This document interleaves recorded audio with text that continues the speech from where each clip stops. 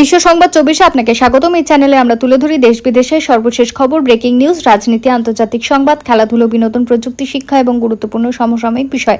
প্রথমে শুনে নেব হেডলাইন্স। আর দুটো কাজ আমার বাকি থাকবে, কোন সে দুই কাজ? ইঙ্গিত মুখ্যমন্ত্রীর। তৃণমূল সাংসদরা পিছনের সারিতে কেন? দলত্যাগীদের পদ খারিজ কবে? স্পিকার সাক্ষাতে প্রশ্ন অভিষেকদের। মাঝ আকাশে বিকল ইঞ্জিনে আতঙ্ক, কলকাতা থেকে উড়ানের পরে বড় বিপত্তি ইন্ডিগোর বিমানে। নেতাজি নামে বিধায়ক সেবা কেন্দ্র, অনন্ত বিতর্কে ইতি টেনে মাস্টার স্ট্রোক মুখ্যমন্ত্রী। স্বামীকে ছেড়ে প্রেমিকের সঙ্গে ঘর বাঁধেন, সে প্রেমিকই কিনা শিউরে উঠছেন সবাই। চা হাতে সেই ভাইরাল কিশোরের অট্টহাসির আসল রহস্য কি? মিমে হাসা অরুণের জীবনের করুণ সত্যি জানলে চমকে যাবে। নসিরুদ্দিন শাহকে বেনজির আক্রমণ, কঙ্গনা রানাউতের পাশে পেলেন বলিউডের আরও এক অভিনেতাকে। এসএসসির নতুন কমিটিতে রামকৃষ্ণ মিশনের 3 উচ্চশিক্ষিত স্বামীজি, শিক্ষা ব্যবস্থা সংস্কারে ঐতিহাসিক সিদ্ধান্ত নিল শুভেন্দু অধিকারীর নেতৃত্বাধীন বিজেপি সরকার। একাদশ দ্বাদশের কাউন্সেলিং বন্ধ, বিজ্ঞপ্তি দিয়ে জানালো এসএসসি যোগ্য ভবিষ্যতের নিয়ে অনিশ্চয়তা। ভয়ঙ্কর বৃষ্টিতে বিরাট ভূমিধস, মুম্বাইয়ে মৃত অন্তত 6, ধ্বংসস্তূপে আটকে বহু।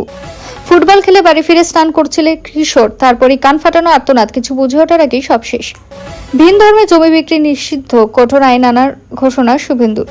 বিরাট ভূমিকম্পের পর 70টা আফটার শক, লম্বা হচ্ছে মৃত্যু মিছিল, ভয়াবহ ছবি কলম্বিয়ায়।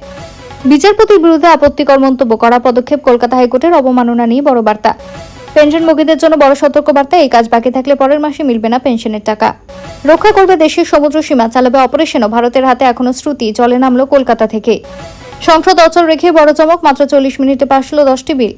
হামিমের পর রানা, তপসিয়া ঘাঁটি আইএসআই এজেন্টের, হাবড়া থেকে গ্রেপ্তার।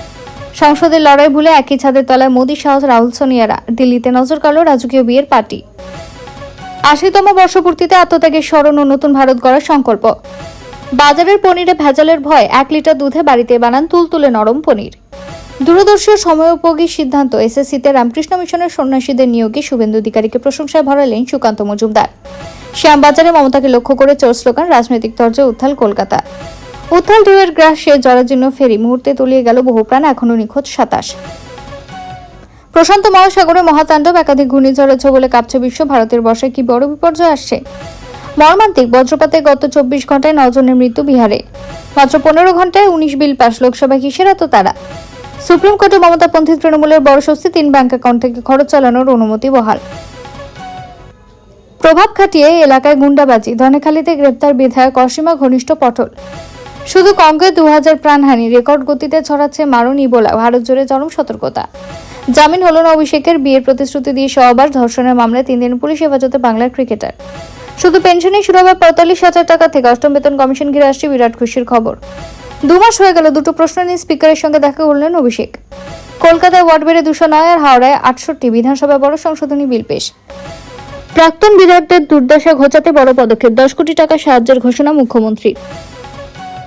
টাটা সান্স ছাড়ছে চন্দ্রশেখরন, পুনর্নিয়োগ ঘিরে বিতর্কের মাঝে চেয়ারম্যান পদে ইস্তফা, তবে কাজ চালাবেন ফেব্রুয়ারি পর্যন্ত। বিয়ের পরেই কনেকে নিয়ে সোজা দার্জিলিং এ হানিমুন, তবে শাহরুখকে সে মধুচন্দ্রিমা নিয়ে কোন চমকপ্রদ তথ্য ফাঁস করলেন প্রযোজক। এবার আসছে বিস্তারিত খবরে। ভিডিওটি ভালো লাগলে লাইক করুন এবং আমাদের ইউটিউব চ্যানেলটি সাবস্ক্রাইব করে আমাদের সঙ্গে থাকুন পরবর্তী আপডেটের জন্য। ধন্যবাদ। স্বাধীনতা দিবস উপলক্ষে বক্তব্য। 15ই আগস্ট 2026 ভারতীয় প্রজাতন্ত্রের ইতিহাসে গৌরবোজ্জ্বল মাইলফলক। দেশজুড়ে উদযাপিত হবে 80তম স্বাধীনতা দিবস। দীর্ঘ পরাধীনতা শৃঙ্খল ভেঙে 1947 সালের এই দিনটিতেই স্বাধীন ভোরের আলো দেখেছিল ভারতবাসী। সারা দেশের পাশাপাশি পশ্চিমবঙ্গ জুড়েও সকাল থেকে উদযাপিত হবে রক্তক্ষয়ী সংগ্রামের মাধ্যমে অর্জিত স্বাধীনতা। জাতীয় পতাকা উত্তোলন, দেশাত্মবোধক বার্তা এবং নানা বর্ণাঢ্য অনুষ্ঠানের মধ্য দিয়ে দেশমাতৃকার চরণে শ্রদ্ধা জানাবে সমগ্র জাতি। এই ঐতিহাসিক মহেন্দ্রক্ষণে গোটা দেশ স্মরণ করবে সেই সমস্ত বীর বিপ্লবীদের যাদের আত্মত্যাগের বিনিময়ে আজকের এই মুক্ত বাতাস। নেতাজি সুভাষচন্দ্র বসু, মহাত্মা গান্ধী, ভগৎ সিং, চন্দ্রশেখর আজাদ, রবীন্দ্রনাথ ঠাকুর, কাজী নজরুল ইসলাম থেকে শুরু করে বাংলার মাস্টারদা সূর্য সেন, প্রীতিলতা ওয়াদ্দেদার, মাতঙ্গিনী হাজরার মতো হাজার হাজার স্বাধীনতা সংগ্রামীদের প্রতি বিনম্র শ্রদ্ধা জানানো হচ্ছে। তাদের অসীম সাহস ও অকুতোভয় লড়াই স্বাধীন ভারতের ভিত্তিপ্রস্তর স্থাপন করেছিল। স্বাধীনতার 8টি দশক পেরিয়ে ভারত আজ বিশ্বমঞ্চে এক প্রগতিশীল ও শক্তিশালী রাষ্ট্র হিসেবে প্রতিষ্ঠিত। প্রযুক্তি, প্রতিরক্ষা, মহাকাশ গবেষণা এবং অর্থনৈতিক ক্ষেত্রগুলিতে দেশের অগ্রগতির বিশ্বজুড়ে প্রশংসিত। তবে বিশ্বায়নের এই যুগে দাঁড়িয়ে স্বাধীনতার অর্থ কেবল রাজনৈতিক মুক্তি নয়, বরং সামাজিক সাম্য, অর্থনৈতিক স্বাবলম্বিতা, নারী সুরক্ষা এবং সর্বস্তরে শিক্ষার আলো পৌঁছে দেওয়াটি আজকের দিনের সবচেয়ে বড় অঙ্গীকার। একটি প্রগতিশীল ও শক্তিশালী দেশের ভিত্তি গড়ে ওঠে নাগরিকদের দায়িত্ববোধ এবং দেশের বৈচিত্র্যের মাধ্যমে ঐক্যের ওপর। এই তরুণ প্রজন্মের কাঁধে রয়েছে আগামী দিনের ভারতকে পরিচালিত করার গুরুদায়িত্ব। 2026 সালের এই বিশেষ দিনে দেশের সার্বিক উন্নয়ন, সাম্প্রদায়িক সম্প্রীতি রক্ষা এবং নতুন উদ্ভাবনী শক্তির বিকাশ ঘটাতে ঐক্যবদ্ধ হওয়ার বার্তা দেওয়া হয়। বিভেদ ভুলে ঐক্য, সামাজিক প্রগতির পথ ধরে এগিয়ে যাওয়াই হোক মূল ব্রত। স্বাধীনতা দিবসে আসুন আমরা প্রত্যেকেই শপথ নিই দেশ গঠনের কাজে নিজেদের নিয়োজিত করা এবং প্রতিটি স্তরে ভারতের মর্যাদা রক্ষা করা। সকল দেশবাসীকে স্বাধীনতা দিবসের আন্তরিক শুভেচ্ছা। ভারী বৃষ্টির মধ্যে ভয়াবহ বিপর্যয় মুম্বাইয়ে বুধবার ভোরে কুর্লার চিরাগনগর এলাকায় হঠাৎই একটি টিলার অংশ ভেঙে পড়ে। মাটির নিচে বেশ কয়েকজন আটকে পড়ার আশঙ্কা করা হচ্ছে। এখনো পর্যন্ত অন্তত 6 জনের মৃত্যু হয়েছে বলে জানা গিয়েছে। ঘটনাস্থলে জোর কদমে চলছে উদ্ধার কাজ। জানা গিয়েছে গাউসিয়া চাওল এবং রাঠোর মেডিকেলের কাছে এই ধসের ঘটনা ঘটে। স্থানীয়দের কাছ থেকে খবর পেয়ে দ্রুত সেখানে পৌঁছে বিপর্যয় মোকাবিলায় উদ্ধারকারী দল ধ্বংসস্তূপ সরিয়ে আটকে পড়া মানুষজনকে উদ্ধার করার চেষ্টা চলছে। প্রাথমিকভাবে অনুমান করা হচ্ছে ধসের নিচ থেকে 4-5 জনকে আটকে দেখা যায়। ইতিমধ্যে 2 জনের দেহ উদ্ধার করা হয়। আরো কেউ ধ্বংসস্তূপের নিচে রয়েছে কিনা তা খতিয়ে দেখছে উদ্ধারকারীরা। এদিকে ঘটনার খবর পেয়ে এলাকায় পৌঁছেছেন বিএমসির মেয়র ঋতু তাওরে। পরিস্থিতি খতিয়ে দেখার পাশাপাশি উদ্ধার কাজের অগ্রগতি সম্পর্কে আধিকারিকদের কাছ থেকে তথ্য নিচ্ছেন তিনি। অন্যদিকে ধসের পাশাপাশি এলাকা থেকে স্থানীয় বাসিন্দাদের নিরাপদে জায়গায় সরিয়ে নেওয়ার কাজও শুরু হয়েছে।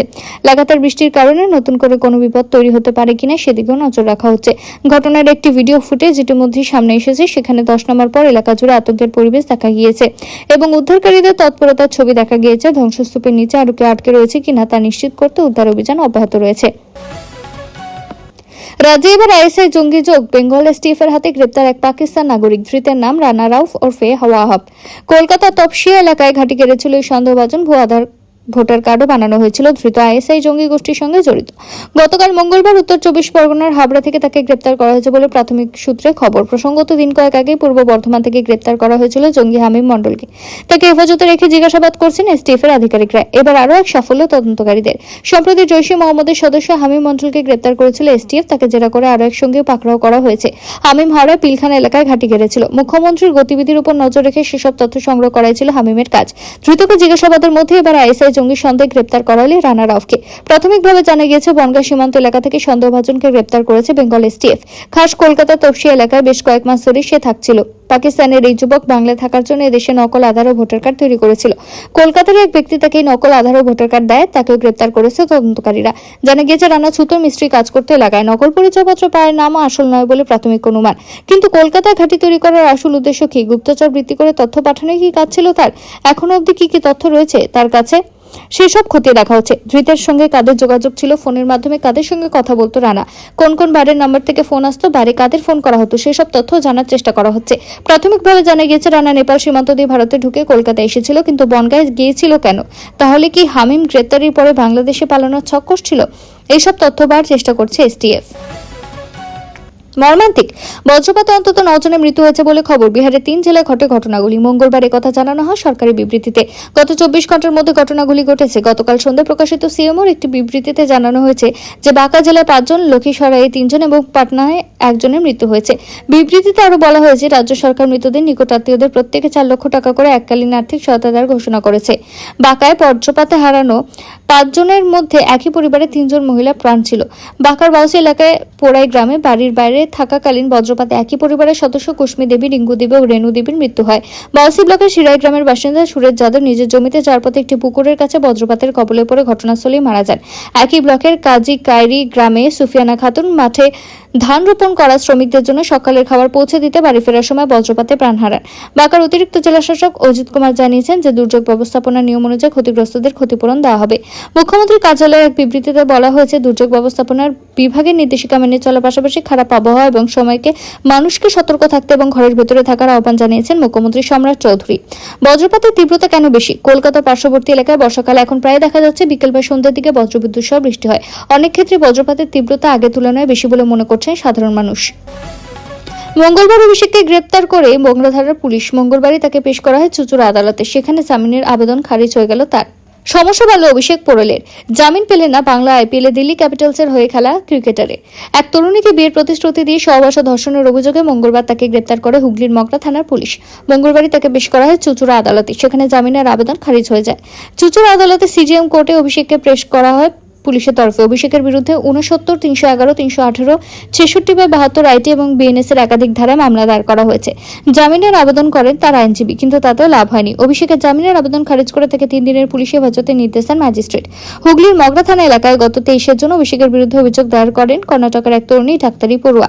তরুণীর অভিযোগ, তার সঙ্গে অভিষেকের 3.5 বছর সম্পর্ক ছিল। তারা ঠিক করেছিলেন বিয়ে করবেন, একসঙ্গে বিদেশেও গিয়েছিলেন, কিন্তু বছর দেড়েক আগে তাদের মধ্যে সমস্যা হয়।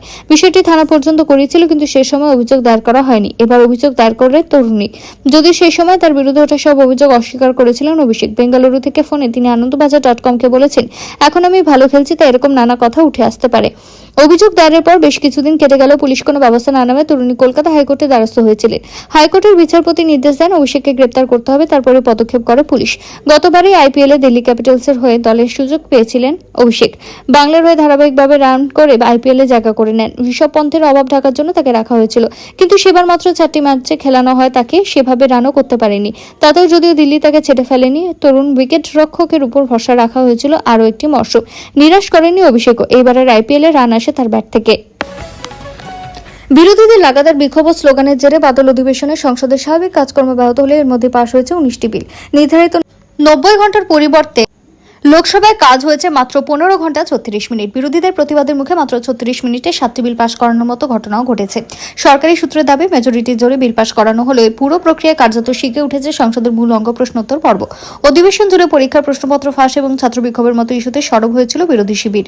শুরুর দিকে স্লোগান চলে পড়ে, কৌশল বদলে ওয়াকআউটকে হাতিয়ার করে তারা। তবে পাবলিক এক্সামিনেশন অ্যামেন্ডমেন্ট বিলের মতো কিছু ক্ষেত্রে দীর্ঘ আলোচনা হলেও সিংহভাগ বিলই পাশ হয়েছে বিতর্ক ছাড়াই। প্রশ্নোত্তর পর্বের অপচয় এবং নজিরবিহীন অচলাবস্থার সংসদীয় গণতন্ত্রের ভবিষ্যতের সামনে এক বড় প্রশ্নচিহ্ন তৈরি করেছে। ফেরিতে ঠিক থেকে ভিড়, প্রয়োজনের তুলনায় অতিরিক্ত যাত্রী। লেকের মাঝে যেতে যেতেই ঘটে গেল মর্মান্তিক দুর্ঘটনা। উল্টে যায় অতিরিক্ত যাত্রী বোঝায় ফেরিটি। দুর্ঘটনা এখনো পর্যন্ত 15 জনকে মৃত অবস্থায় উদ্ধার করা হয়েছে, নিখোঁজ 27 যাত্রী। ঘটনাটি ঘটেছে আফ্রিকার জিম্বাবুয়ে এবং জাম্বিয়ার সীমান্তে অবস্থিত বিশ্বের বৃহত্তম লেক কারিবাতে। জাতীয় দুর্যোগ ব্যবস্থাপনা সূত্রে জানা গিয়েছে, উদ্ধারকারী দলগুলি ইতিমধ্যে 77 জনকে জীবিত উদ্ধার করেছে এবং তাদেরকে লেকের একটি ছোট দ্বীপে পৌঁছে দিয়েছে। জিম্বাবুয়ের সিভিল প্রোটেকশন ইউনিট জানিয়েছে, ফেরিতে 90 যাত্রী বহনের ক্ষমতা, কিন্তু সেদিন ফেরিতে ছিলেন অন্তত 114 জন প্রাপ্তবয়স্ক যাত্রী এবং 5 জন ক্রু। টিকিট ছাড়া অজ্ঞাত সংখ্যার শিশুও নৌকায় উঠতে থাকতে পারে বলে আশঙ্কা করা হচ্ছে। সংস্থাটি ইতিমধ্যে ঘটনাকে আনুষ্ঠানিকভাবে জাতীয় দুর্যোগ হিসেবে ঘোষণার সুপারিশ করেছে। স্থানীয় তথ্য অনুযায়ী গ্রামীণ প্রত্যন্ত অঞ্চলের বাসিন্দারা কারিবা শহরে পৌঁছানোর জন্য সচরাচর এই ফেরিটিকে ব্যবহার করতেন, যা পাড়ি দিতে প্রায় 5 ঘন্টা সময় লাগত। রওনাদার মুহূর্তে তীরের মানুষজন পুরনো ফেরিটির জীর্ণ অবস্থা এবং লেকের তীব্র উত্থাল ঢেউ দেখে তীব্র উদ্বেগ প্রকাশ করেছিলেন। ঘটনার এক ভিডিওতে দেখা যাচ্ছে, উল্টে যাওয়া ফেরির দিকে উদ্ধারকারী স্পিডবোট ছুটে যাচ্ছে এবং ওপর থেকে একটি হেলিকপ্টার পরিস্থিতি নজরদারি করছে। 50-এর দশকের শেষ ভাগে জাম্বেজি নদীর বাদ দিয়ে তৈরি 200 কিলোমিটারেরও বেশি দীর্ঘ এই বিশাল হ্রদ নিখোঁজের সন্ধানে এখনো জলের নিচে তল্লাশি চালানো বিশেষজ্ঞ ডুবুরি দল মোতায়েন করা হয়েছে। আয়তনের দিক থেকে কারিবা হল বিশ্বের সবচেয়ে বড় কৃত্রিম বা ম্যানমেড লেক। 1950-এর দশকের শেষের দিকে এবং 1960-এর দশকের শুরুর দিকে জাম্বেজি নদীর একটি বাঁধ তৈরি করে এটি গঠন করা হয়। এর ফলে নদীর একটি বিশাল উপত্যকা ধীরে ধীরে জলে প্লাবিত হয়, এই বিশালাকার হ্রদে পরিণত হয়, যা বর্তমানে 200 কিলোমিটারের চেয়েও বেশি লম্বা এবং কোনো কোনো জায়গায় 40 কিলোমিটার পর্যন্ত চড়া। জিম্বাবুয়ে এবং জাম্বিয়া এই দুটি দেশ লেকটি ভাগাভাগি করে ব্যবহার করে এবং হ্রদের মাঝখান থেকে দেশ দুটি সরকারি সীমান্ত রেখা চলে গিয়েছে। কঙ্গোয় ভয়াবহ আকার ধারণ করেছে মারণ ইবোলা ভাইরাস। গত মে মাসে প্রথম সংক্রমণের হদিশ মিললেও মাত্র 3 মাসের মধ্য আফ্রিকা জুড়ে আতঙ্ক তৈরি হয়েছে। সরকারি হিসেব অনুযায়ী DR কঙ্গোতে এই ভাইরাসে আক্রান্তের সংখ্যা 4381 জন এবং মৃত্যু হয়েছে 2011 জনের। বহু দূরবর্তী ও দুর্গম এলাকায় সংক্রমণ ছড়িয়ে পড়া চিকিৎসা পরিষেবা পৌঁছানো কঠিন হয়ে পড়ছে। শুধু কঙ্গো নয়, প্রতিবেশী দেশ উগান্ডাতে এই ভাইরাসের হদিশ মিলেছে, যেখানে 2 জন মারা গিয়েছে। পরিস্থিতি এতটাই উদ্বেগজনক যে বিশ্ব স্বাস্থ্য সংস্থা অর্থাৎ WHO উচ্চ সতর্কতা জারি করেছে। ইবোলার এই নতুন বন্দিভোগী ভ্যারিয়েন্ট কোনো প্রতিষেধক বা ভ্যাকসিনেশন এখন আবিষ্কৃত না হওয়ায় পরিস্থিতি আরো জটিল হয়েছে। এই পরিস্থিতিতে আন্তর্জাতিক ও জাতীয় স্তরে কঠোর পদক্ষেপ করা হচ্ছে। ইবোলা আতঙ্কে সতর্কতামূলক ব্যবস্থা নিয়েছে ভারতও। দেশের বিমানবন্দর ও সমুদ্র বন্দরগুলিতে নজরদারি বহুগুণ বাড়িয়ে দেওয়া হয়েছে এবং সন্দেহভাজন রোগীদের দ্রুত শনাক্ত করতে ল্যাবরেটরিগুলোতে প্রস্তুত রাখা হয়েছে। বিশেষজ্ঞদের মতে, স্পর্শ, হাঁচি, কাশি বা সংক্রামিত প্রাণীর মাধ্যমে ভাইরাস দ্রুত ছড়ায় এবং দ্রুত চিকিৎসা না করালে মৃত্যুর ঝুঁকি অত্যন্ত বেশি বাড়ে। পশ্চিমবঙ্গ স্কুল সার্ভিস কমিশন বা WBSSC-তে 4 জন নতুন সদস্য নিয়োগ করেছে রাজ্য সরকার। তাদের মধ্যে রয়েছেন রামকৃষ্ণ মিশনের 3 সন্ন্যাসী এবং IIM কলকাতার এক অধ্যাপক। মঙ্গলবার এই সংক্রান্ত বিজ্ঞপ্তি জারি করা হয়েছে। বুধবার এই সিদ্ধান্তের তাৎপর্যের কথা উল্লেখ করে মুখ্যমন্ত্রী প্রশংসা করলেন কেন্দ্রীয় প্রতিমন্ত্রী সুকান্ত মজুমদার। সোশ্যাল মিডিয়ায় তিনি লিখেছেন, এটি নিঃসন্দেহে একটি গর্ব, তাৎপর্যপূর্ণ এবং আশাব্যঞ্জক সিদ্ধান্ত। শিক্ষা ব্যবস্থার মতো অন্যতম গুরুত্বপূর্ণ একটি ক্ষেত্রে স্বামী আত্মপ্রিয়ানন্দ মহারাজ, স্বামী শাস্ত্র জ্ঞানানন্দজি মহারাজ এবং স্বামী তত্ত্বসানানন্দজি মহারাজের মতো প্রজ্ঞা, মূল্যবোধ, আধ্যাত্মিক চেতনা এবং শিক্ষাদর্শে সমৃদ্ধ ব্যক্তিত্বদের দায়িত্ব অর্পণ অত্যন্ত তাৎপর্যপূর্ণ। শিক্ষা কেবল পুঁথিগত জ্ঞান অর্জনের মাধ্যম নয়, একজন শিক্ষার্থীর চরিত্র, নৈতিকতা, দায়িত্ববোধ, মানবিকতা, দেশপ্রেম গড়ে তোলার অন্যতম প্রধান ভিত্তি। সেই বৃহত্তর লক্ষ্যকে সামনে রেখে জ্ঞান ও মূল্যবোধের সমন্বয়ে একটি সুদৃঢ় শিক্ষা ব্যবস্থা গড়ে তোলার ক্ষেত্রে তাদের অভিজ্ঞতা, দৃষ্টিভঙ্গি নিঃসন্দেহে গুরুত্বপূর্ণ ভূমিকা পালন করবে। এই সিদ্ধান্ত শিক্ষার ভারতীয় ঐতিহ্য, নৈতিক মূল্যবোধ এবং সর্বাঙ্গীন মানবিক বিকাশের প্রতি এক গভীর আস্থার প্রকাশ। আগামী প্রজন্মকে জ্ঞান, চরিত্র, দায়িত্ববোধ সমৃদ্ধ করে একটি শক্তিশালী আত্মনির্ভর ভারত গড়ার পথে একটি নিঃসন্দেহে এটি ইতিবাচক পদক্ষেপ। সরকারের দ্বারা এই দূরদর্শী ও সময়োপযোগী সিদ্ধান্তের জন্য রাজ্যের মুখ্যমন্ত্রী শ্রী শুভেন্দু অধিকারী মহাশয়কে জানাই আন্তরিক ধন্যবাদ।